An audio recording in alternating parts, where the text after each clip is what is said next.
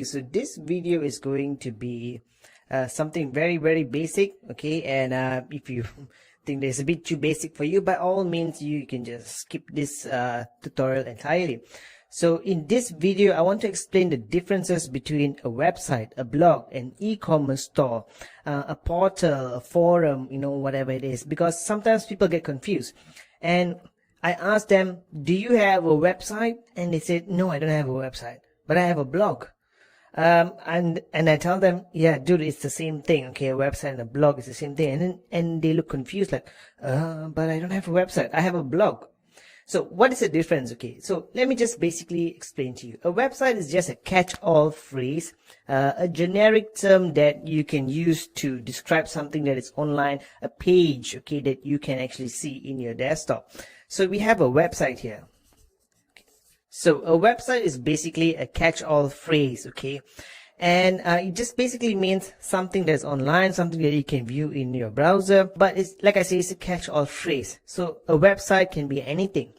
What your website is, okay, the function of it can be very different. So you can have a website that is an actual blog, okay, or you can have a store, an e-commerce store that it's a shopping cart.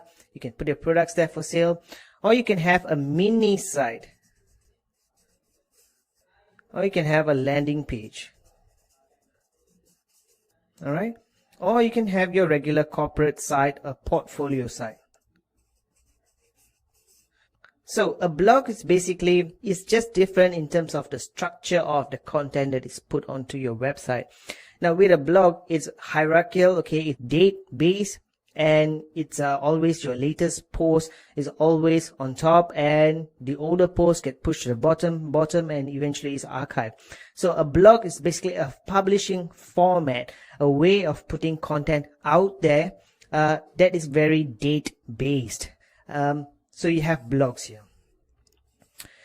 And now you have your e-commerce store, okay, and this can be something like Shopify, can be something like any other e-commerce store that you use, like Etsy or whatever. Okay, so when someone asks you, do you have a website, and you have an e-commerce store, don't tell them, no, I don't have a website, I have an e-commerce store. It's actually, just another type of website. Now the function of an e-commerce store is different, and the content, or the way the content is presented, is also different. It's presented as a store, where you have your details, your add to cart button, and different functions as compared to a blog, okay. And then you have your mini site. So a mini site is basically more static in nature, not like a blog.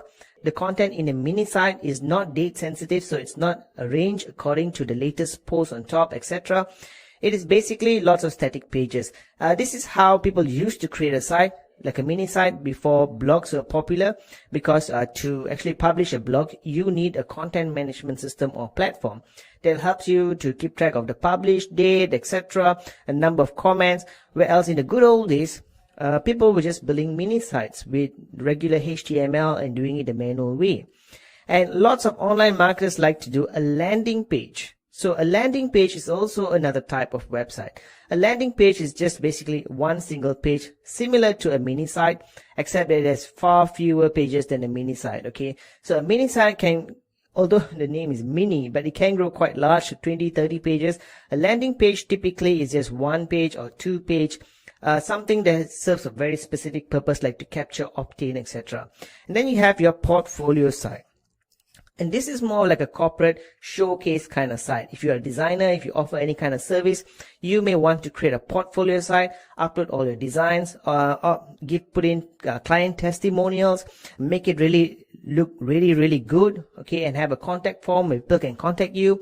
But other than a blog and an e-commerce store, okay, a portfolio site is, you don't update this at all. You rarely update it. And most websites out there that belong to large corporate organizations, they are mostly portfolio sites. Alright, but today the lines are blurring between the specific type of website according to function.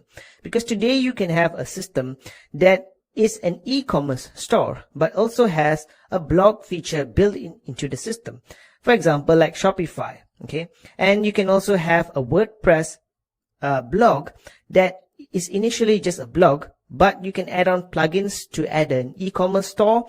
You can add on some plugins to create landing pages, and you can even add more plugins to create portfolio type of layout for your site. So the lines are really blurring in today's online marketing world because things are starting to converge. But that being said, every single platform out there was built for a primary purpose, and it normally serves the primary purpose much better than anything else. So if you want to create an e-commerce store and you use WordPress, which was primarily designed as a blog, you can do that, okay?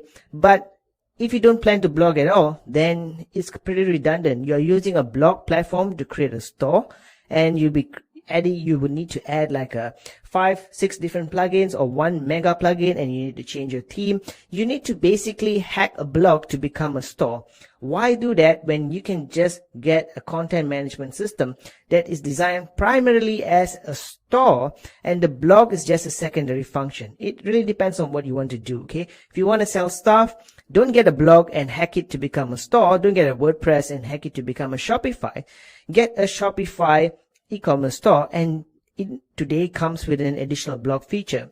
Now, because the primary function is a store, the blog features may not be as good as in WordPress, and that is something that you should expect. Okay, so basically what I'm trying to explain with this video is a website is just a catch-all phrase. Okay, as long as you have a blog, a store, mini site, a landing page, a portfolio site, whatever it is, it's online, it has a URL, it has an address, you have a website. So I hope that was clear, okay? And